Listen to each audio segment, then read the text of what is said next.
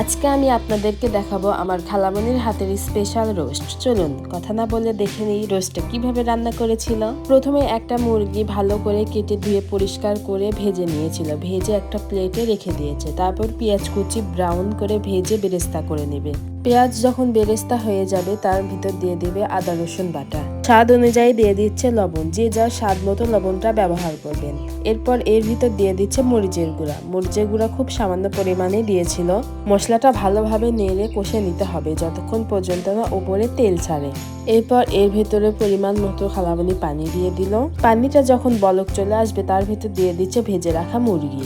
একটা একটা করে এখানে সবগুলো মুরগি যেগুলো ভেজে রেখেছিল সবগুলো দিয়ে দিল, দিয়ে ভালোভাবে নেড়ে নিচ্ছে।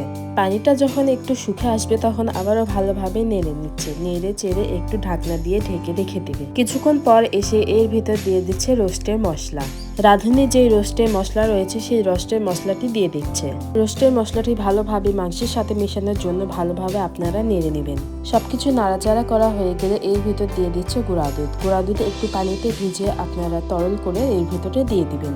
নাড়াচাড়া করে আবারও রোস্ট রেখে দিবে ঝোল শুকে যাওয়ার জন্য।